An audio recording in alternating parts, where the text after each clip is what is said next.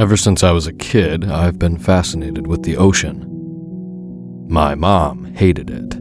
She used to tell me all the time, if God intended for us to know about the ocean, He wouldn't have put so many obstacles between us and the bottom of it. I thought that was a bit reductionist. But when I insisted on studying biological oceanography and ocean engineering, she was as supportive as she could possibly be. College was the best time in my life. I loved my studies. My mom and I even bonded over it, as she let me tell her all about what I was learning about the ocean. Even though she didn't love the field I chose, she still pitched in for my education and encouraged me to live at home until I was done. She was my biggest supporter. 2 weeks after I graduated college, my dad died. And with his death, my mom seemed to lose all her will to live. She tried to hold on for me, but every day I could see the light slipping from her eyes a little more. She died the day after my interview for my dream job. And to this day, I'm convinced she did that on purpose. She knew her time was coming, and she waited so I wouldn't miss my interview. My friends always tell me that's a little morbid, but when I light candles for my mom's spirit, I can feel her there with me, and I know it's true. Anyway, I got the call with the job offer a few days after her funeral. Another small blessing that I knew came from her, and despite wanting to just lay down and give up on everything, I accepted the job. I was still heartbroken about losing both of my parents within a few months of each other, but the job was everything I had dreamed of and more. After a few years, I was given the opportunity to join a team that was researching previously unexplored parts of the ocean. I got assigned to the coolest place ever. The Bermuda Triangle. I know. We all grew up hearing stories about it, and most of them can be explained by science and weather patterns. But the stories that can't be explained by science, unfortunately, I can offer you an explanation for. Turns out my mom was right. Sometimes obstacles are there for a reason. The first few weeks of our research expedition were exciting. We had a place we were staying in Cape Hatteras, North Carolina, but since that's still a good 640 miles from our research site, we also had a fairly nice boat we were staying on, and the team got funds for a submarine. I won't bore you with all the scientific details of our expedition, but after about 2 months, we were granted permission to send 4 people into the Bermuda Triangle in a submarine. Our team lead decided she would select 3 people to go with her, and out of our 11-person team, we knew there would be a lot of disappointed people. She said she would give us her decision individually to avoid the awkwardness for everyone who wasn't selected. I was a bundle of nerves for the whole week it took her to decide. But on a bright, beautiful Sunday morning, Marnie found me in my bunk and told me I had been selected. To be honest, a part of me knew deep down that I was going to be picked. There was no way all of these things would have lined up so perfectly just for me to be left behind while someone else went on the submarine trip. As it turns out, we would all be better off if someone else had been selected. 3 days later, we were ready to take the submarine down to the ocean floor. The people in our group were myself, Marnie, Jacob, a guy about my age named Evan, and the 90-person crew running the submarine. We all had hopes for what we would discover, but I think everyone was just elated to be a part of something so big. The first few days in the submarine were mostly spent getting our bearings, charting, mapping, and getting used to being so deep underwater. After that, we were able to use some pretty high-tech equipment that looked a lot like the suits astronauts wear to actually leave the submarine. I still lay awake at night and think about what that was like. The ocean was dark. It reminded me of fog, actually. The way you can see up to a certain point before it all blurs into one meaningless color. Only instead of fog, we were in an inky darkness all the time. I could see a few feet in front of me at any given moment, the wonders of the ocean hidden behind a cold, wet, dark veil, all there for me and my team to uncover. After a couple days of collecting samples and specimens, Jacob and I made a huge discovery. Caught between a rock and the ocean floor was a scuba suit, in a design neither of us had ever seen before. Our suits, top-of-the-line equipment not currently available to the public, looked a lot like spacesuits. This one looked like a toddler had tried to copy what we were wearing, but lacked the ability to really do it justice. The hands looked like mittens, almost exactly the way a small child would think to draw them. The helmet was oddly oblong and looked like a large bucket with holes cut out for the eyes and mouth. The eye and mouth holes were covered with glass, and the top of the helmet was rounded instead of flat like a bucket would be, giving it an odd misshapen appearance. The body was misshapen as well, with a barrel-like torso and uneven arms and legs. While I couldn't tell what the helmet was made from, it was clear that the body seemed to be made out of leather. The helmet and body almost seemed suctioned together. There was no zipper, no buttons, no way I could seem to dismantle it in order to put it on. More importantly, it was clear the suit was very old, but it showed none of the signs of damage that something like that should have after sitting at the bottom of the ocean for so long. Jacob and I glanced at each other, then rushed towards the strange sight as if we were both thinking the same thing. We worked together to move the rock off it, then cleared the debris that had gathered around the suit, mostly fish bones and small carcasses. We did so in complete silence, but despite the lack of words, I knew we were both beyond excited. Whatever this was, we were on the cusp of an incredible discovery. We freed the strange-looking diver's suit and carried it back to the submarine. An hour later, Jacob and I stood with the rest of the crew. Everyone hovered around the table we had placed it on. We had debated for a while if we thought it would hold up, bringing it out of the water and into a strange atmosphere, and Marnie logically decided we needed to resurface as quickly as possible so we could get the suit to a temperature and moisture-controlled storage facility. She told the submarine captain, and he said he would prepare us to resurface first thing the following day. In the meantime, Marnie told us to work our asses off to get as much done as possible before departure. She told us that if the submarine went back down, she would probably give other people on the team the opportunity to be on the crew. That was disappointing, but I agreed it was only fair. We put the suit in the storage room we had reserved for samples, locked the door, and went back to work. That night was when the first unusual thing occurred. Around 1 a.m, I woke up to piercing shrieks and raced out of my bunk into the hallway. One of the crew members, Rodriguez, was kneeling on the floor, clutching his head and screaming. The captain knelt next to him, trying to talk over the sound of his screams, but all we could hear was Rodriguez repeating over and over, "The eyes, it's eyes." Nobody knew what that meant, but his fear was both palpable and contagious.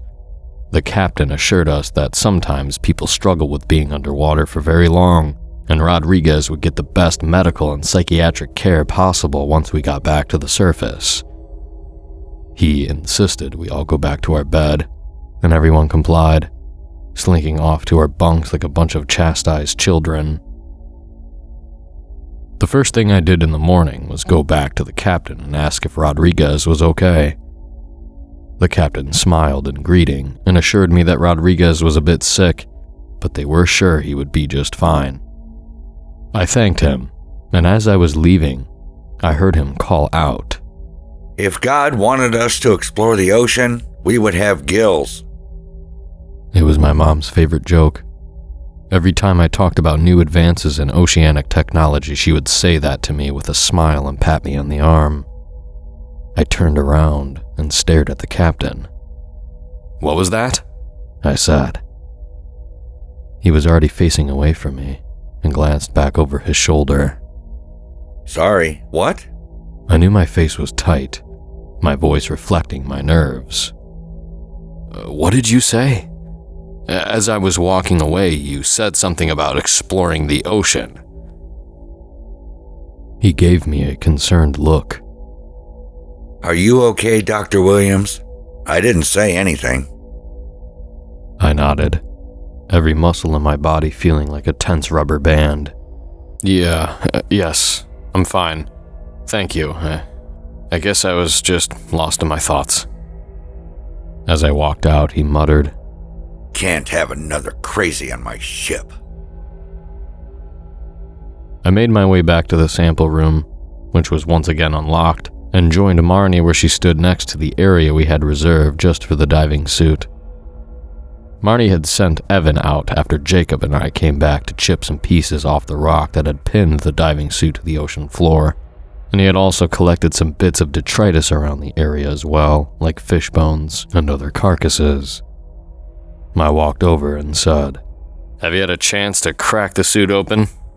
Marnie smirked, knowing I was messing around, and said, Right, because I want to be the ocean version of the guy who destroyed the city of Troy. No, but there's the craziest thing. I lifted an eyebrow, and Marnie went on, I don't think there's a body in here. I looked over at the diving suit and felt a strange pang of fear shoot through me. How did it get down there then? Marnie shrugged, unbothered. Maybe it dropped off a boat or something.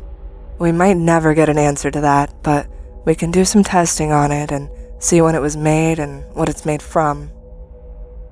I scooted away from the wetsuit, the room feeling claustrophobic now. Have you had a chance to run any tests? Or are you waiting until we resurface? Marnie started to answer when the door opened and a sheepish-looking crew member walked in. Doctors, I'm sorry to bother you, but I have some bad news. We aren't going to be able to resurface today after all. We're experiencing serious technical issues, he said. Marnie and I both looked at each other, mirroring the panic on each other's faces, and in her best stern voice, she said, Define serious issues. The crew member glanced over his shoulder as if he was waiting for someone to step in and take over for him. Then he replied, I'll let you have that conversation with the captain. All he told me to pass along was that we're experiencing some strange weather that's interfering with the radar, and he doesn't feel safe resurfacing until it passes. He can lower us back to the ocean floor so you can continue your research, though. Marnie sighed and passed a hand over her face, looking weary. Yes, tell him that would be good, and please update us at your earliest convenience. She stressed the word earliest with a look on her face that always made lab assistants duck their heads and promise to do whatever she asked. The crew member was no different, and he turned to flee quickly. Before he could escape, I said, Wait, what about Rodriguez? Is he going to be okay? The crew member went pale and said, We don't know. Captain Cameron says... He stopped and squared his shoulders back. He'll be fine. We'll get back to the surface as soon as we're able. And in the meantime, he's fine in medbay. I let him run out then, and turned to Marnie, who had already turned her own attention back to the samples. Before I could ask her thoughts on what was happening, she started giving me instructions, and I ran over to help her with the tests. If we had to be stuck underwater, we might as well be productive. While the equipment we had on the sub was good, it wasn't the equipment we needed to safely test the material of the suit, so we focused on analyzing the other specimens we took from the site instead. As we worked, I felt like the suit was a third person in the room, watching and judging silently as we worked. Jacob and Evan joined us at some point, and the four of us made plans for how we would use our time until the sub could resurface. Marnie was mostly frustrated that we didn't have a timeline. She wanted to map out as much time as possible, but hesitated to do that if she didn't know how much time we had.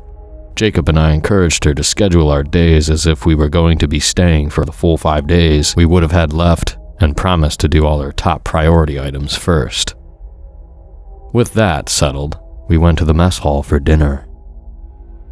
When we got there, I noticed that there seemed to be fewer people than usual. Rodriguez was missing, obviously, But I also noticed one of the female crew members I had started bonding with was gone too. I grabbed my food and sat down across from someone I had seen talking with her before. I smiled and said, "Hi, I'm Matt Williams, one of the researchers. Do you know where Claire Mason is?" The crew member, I thought his name was Reynolds, gave me a weird look, then shook his head, stood, and left his half-eaten tray of food where it was. I watched Reynolds walk away, feeling equal parts confused and irritated. A few minutes later, Marnie walked over and grabbed my arm. In a harsh whisper, she said, "You need to come with me." I stepped out into the hallway, feeling anxiety wringing my stomach like a dish rag. Marnie didn't say anything, but we walked down the hall until we reached sickbay. Once we got there, Captain Cameron stepped out with a concerned look on his face. I had last spoken with him that morning, and in that time it was as if he had aged 20 years. He waited for us to step inside. Thank you both for coming. I'm sorry to be treating this so clandestine, but I have some concerns. I think you'll understand. He took a deep breath before continuing. We seem to be having a problem with psychosis on board. You both saw what happened to Rodriguez. In the last 24 hours, we've had 2 more crew members experience the same thing. That may not sound like a lot, but when you're on a machine like this one, you need every person to be in the best health possible. He stepped aside and we saw Rodriguez, Claire, and another crew member I thought was named Anderson, all laying in their beds. They were asleep. They seemed peaceful. Cameron continued. They're sedated. Every time they wake up, they start screaming again, and we want to keep this quiet from as many people as possible. I told the crew we believe there's a bout of mono going around, and to be cautious and stay out of sickbay. It's not a good solution, but it's what we have right now. I need you two to see if you can figure out what's going on.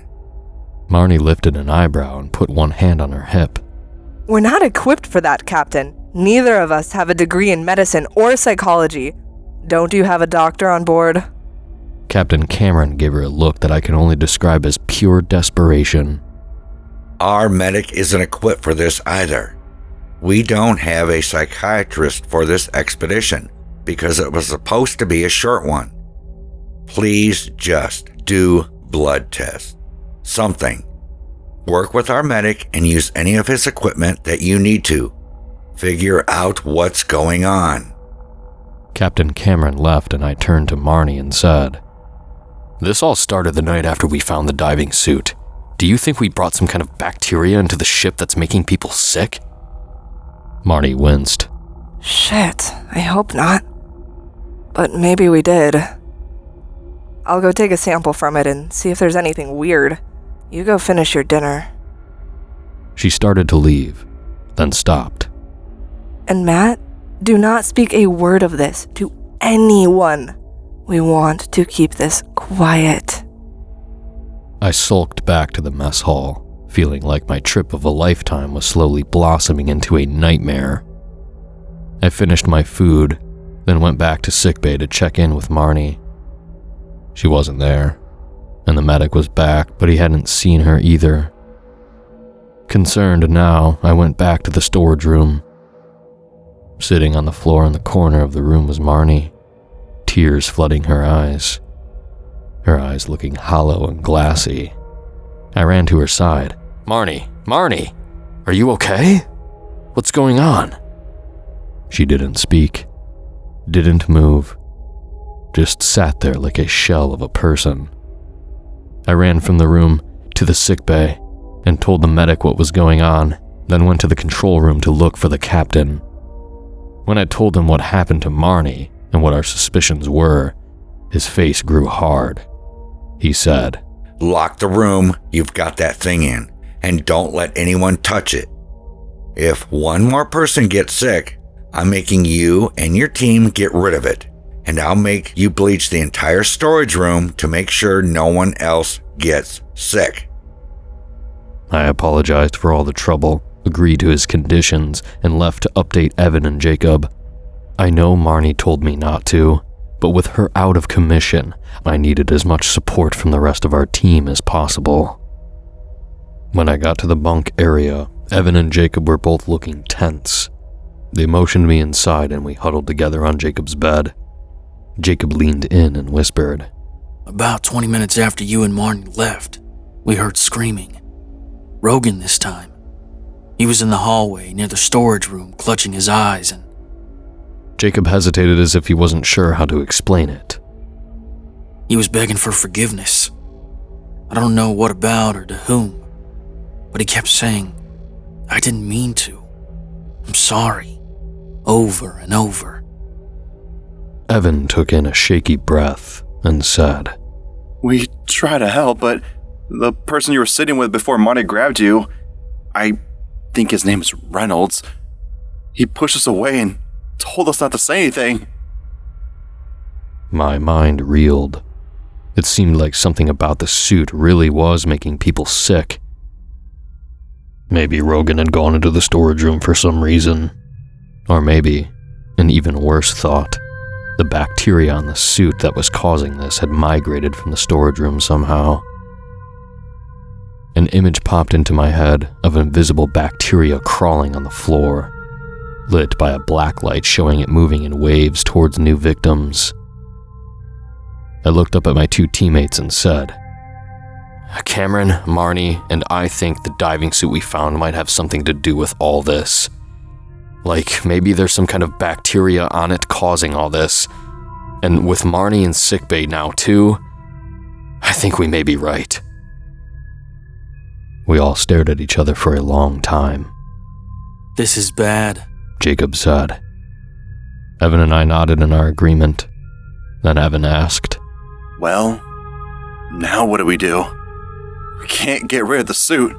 Who knows what kind of discoveries we can make with it? And he cast his face down. this discovery could put our names on the map, you know? We could be something." "Safety is far more important, Evan. Don't sacrifice lives to have your name on a plaque in some museum." He turned back to me and said, "I think we need to put the diving suit back in the ocean, Matt. Some things weren't meant to be found." I looked back and forth between Evan and Jacob, feeling the weight of being the tiebreaker resting on me like an anchor. Finally, I made the worst mistake of my life. "I think we should try to stop whatever this is before we put the diving suit back. We came all this way, and I think it's what Marnie would want."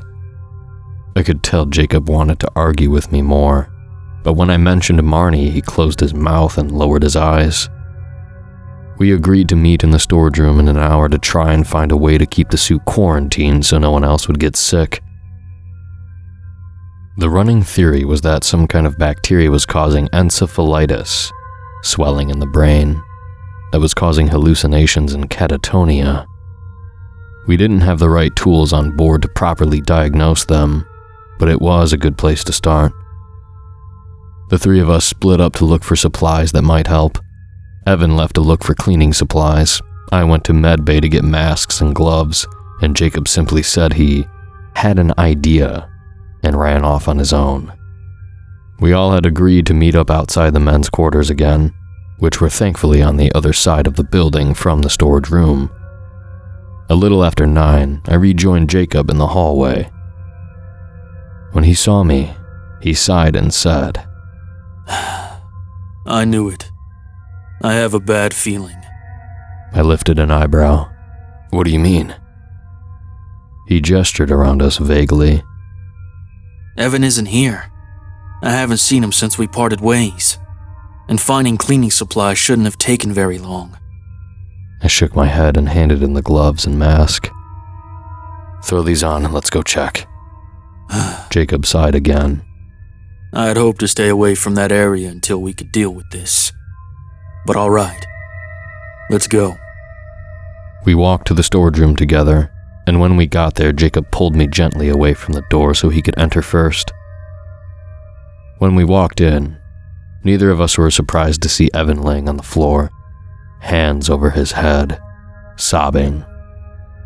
Jacob and I walked over and dragged Evan to his feet and carried him to sickbay. When we got there, we found a horrible sight. Somehow, in the last hour, 10 more crew members had gotten sick. We had started with a smaller crew, around 90 crew members, 30 people per shift, 3 shifts if I remember correctly. Since we were a smaller sub, we didn't need as many people. We were now down 15 people, including Marnie and Evan. We were quickly turning into a skeleton crew, and while I didn't know very much about submarines, I had a feeling that was really bad. After we dropped Evan off, Jacob and I went to find Captain Cameron. We opened the sickbay door, and before I could process what I was seeing, Jacob had pushed me to the floor and slammed the door shut. Walking down the hallway was the diving suit. It slumped and lurched as though only one part of it at a time was able to hold itself up. We watched through the port window in the door as a crew member came around the corner and ran into the diving suit. The man smirked, as though he thought someone was playing a prank on him, and looked into the eyes of the mask. His face fell, his eyes widened, and he began sobbing. I tried. I'm sorry. I didn't mean to let her drown. I was only a kid. He continued to sob, curling up into a ball on the floor as the diving suit continued to move. Jacob pulled me away from the window and placed his back to the door, blocking the port. We stared at each other in silence for a long time before he said, Okay, this is fucking bad. I nodded, feeling panic wrapping its cold, clammy hands around my throat. What's happening? Is someone in the suit? Jacob took slow, steady breaths, and I did my best to copy him. After a few minutes, he said, I don't think so. I don't know. I don't think we can explain this. He turned and looked out the window again and took a deep breath. We need to get back to the men's bunk. I grabbed our wetsuits, and I think we'll need them. I was able to manage a small smile. Jacob was a good person to have on my team. We made our way out of the med bay, both of us shielding our eyes with our hands to avoid looking directly at the eyes of the suit. As much as I wanted to believe there was some logical answer, it seemed like people were having breakdowns only after looking in its eyes. We moved slowly, taking small, careful steps as we walked down the hallway. We could hear more screams echoing around the ship. They seemed to be coming from the other side of the ship, which was good. But it wouldn't be hard for the creature to catch up with us, or whatever that thing is.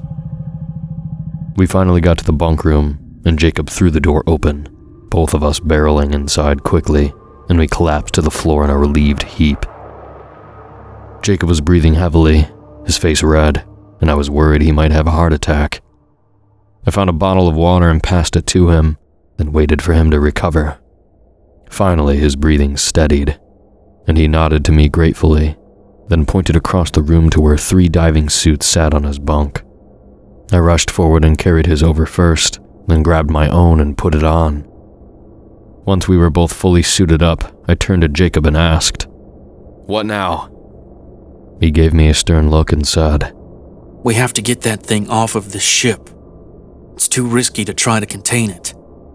I felt the words like a deep blow and hung my head with shame. You're right. I'm sorry. Jacob put his hand on my shoulder and gave me a tight smile. We'll make this right. Don't worry about it too much. We both put our helmets on and stepped into the hallway. Jacob carried the body of the 3rd diving suit. I carried the helmet, and we made our way towards the control room, hoping Captain Cameron would be in there. The plan was to find Captain Cameron and get the word out around the ship that the thing could only hurt you if you looked into its eyes. We still weren't entirely sure what happened if you looked at it, but what we had seen so far was disturbing enough that neither of us wanted to try. I followed Jacob through the ship as he led us away from the screams, taking a more circuitous route to the control room as we avoided the shambling creature. When we arrived at the control room, Captain Cameron beckoned us with a relieved look on his face. There were 11 crew members crammed into the small control room, and once we joined them, we were officially at capacity. We handed Captain Cameron the diving suit and explained the plan. He nodded, looking grim, and said, "That's better than risking anyone else's safety. How about I lead the creature towards the exit hatch as a distraction? You two just get over there safely and wait.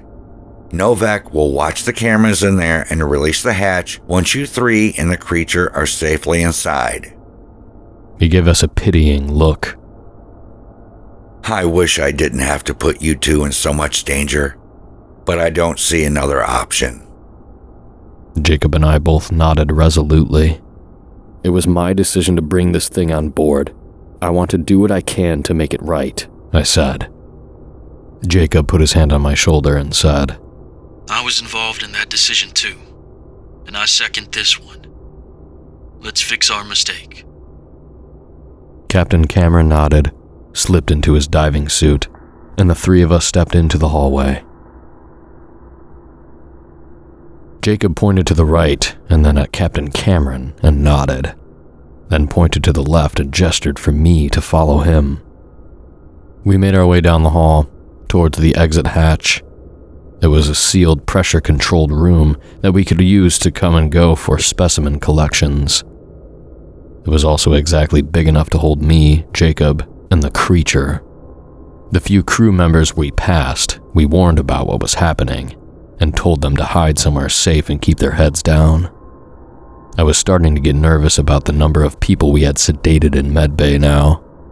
I don't know exactly how many people it takes to run a submarine, but with people dropping like flies, we had to be down to the wire. It wasn't long before we could hear scraping and shuffling coming down the hallway towards us. Captain Cameron rounded the corner, walking backwards with his head down.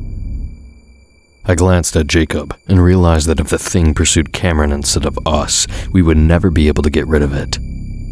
I stepped away from the doorway and put myself between the creature and Captain Cameron. It didn't break stride, but when Cameron shuffled off to the side, it didn't change course to pursue him. I took over, walking backwards, until I made my way into the isolation room. It shambled after me, but didn't stop when I put my back against the wall. It kept moving towards me until it had me pinned against the exit hatch. I kept my eyes down, but called out in a shrill voice laced with panic, "Jacob, it's got me pinned." Just as I finished speaking, I felt a hard slam and glanced up just enough to see the creature reeling back before slamming its head into my helmet again. I watched in terror as a small spiderweb appeared in the glass. The creature put its hands on either side of the helmet to hold me in place, just as Jacob was able to open the hatch behind us. Water rushed in and the creature was sucked out into the inky blackness. I had been able to get a good look at its hands before it was sucked out, and my stomach sank with dread.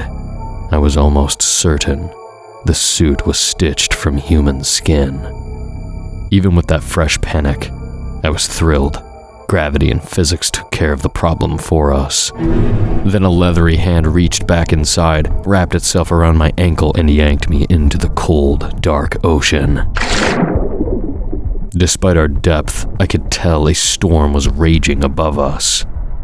The water would briefly light up with a lightning flash, revealing the tide battering everything in its path on the surface.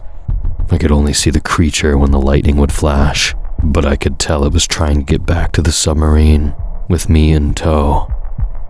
I fought and kicked, trying to get away, but the grip it had on me was inhuman, making all my struggles to get away seem meaningless. I was about ready to give up hope when I saw something come down on the creature's hand. Jacob had found a large rock and brought it down on the wrist part of the suit. It weakened the thing's grip just enough for me to get away, and I crawled backwards. In the momentary flashes of light, I could see Jacob fighting to get away, and I began searching for a rock too. I could see the spiderweb in my helmet growing, and I knew it wouldn't be very long before the pressure would break through and drown me. I found a medium-sized rock and fought against the water pressure to lift it. At some point, Jacob got free from the creature and helped me lift the rock, and together we carried it to where the creature was pinned by the rocks Jacob had been able to grab, struggling to free itself. We dropped the rock on its sternum as the lightning flashed, illuminating the thing's eyes. Just as I looked at them.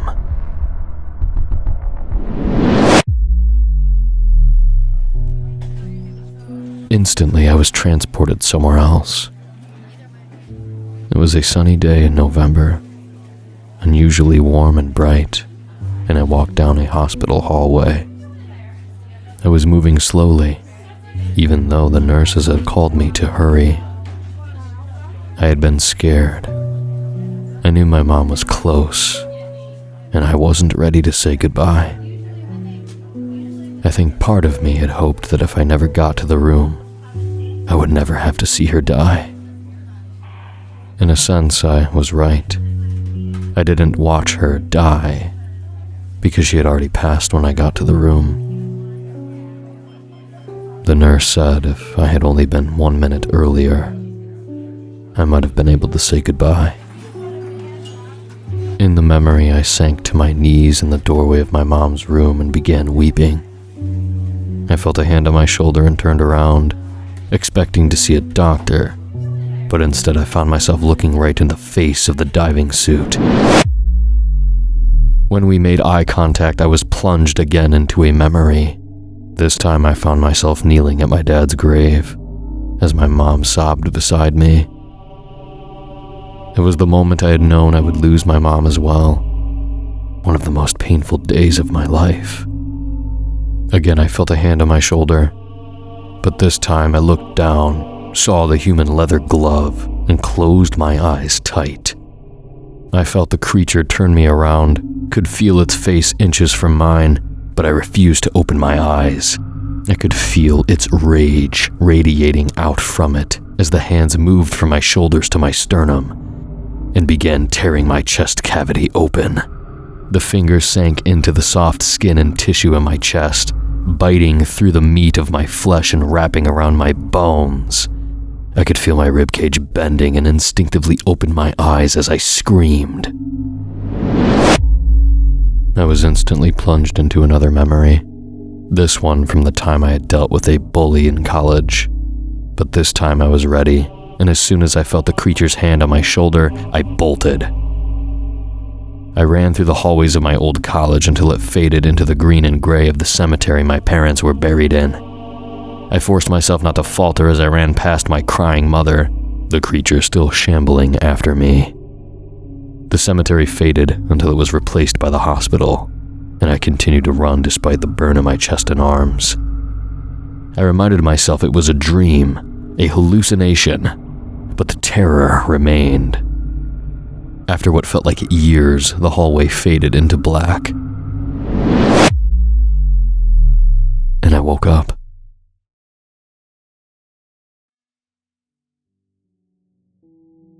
When I woke, I was in a regular hospital bed.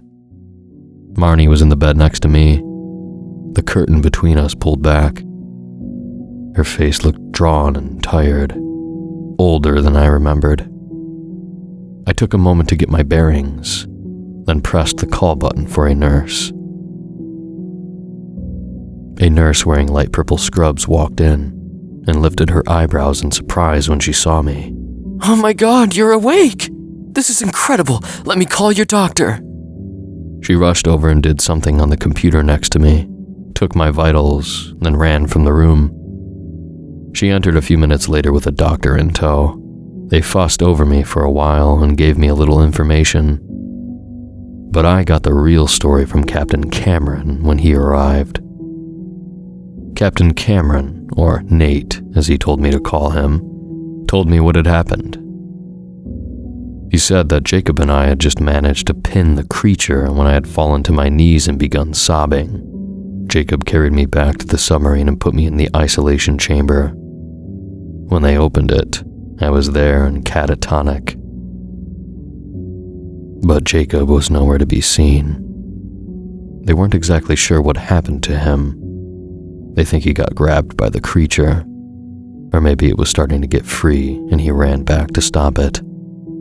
Either way, Jacob had sacrificed his life to save mine. They hadn't been able to recover him. As soon as the creature was securely trapped, the storm had calmed, and what was left of the crew had taken the submarine back to the surface. It was a hard journey. Apparently, the storm had been a rough one, and on a skeleton crew, it was extra hard. Apparently, by the time we had gotten the creature off the ship, a total of 41 crewmates had been affected by it. Those of us who had been affected by the creature were taken to the hospital, and according to Nate, only a few of us woke up. I was among the first group to wake up, and even now, almost 6 years later, 8 of those people are still catatonic. I take responsibility for every single one of them.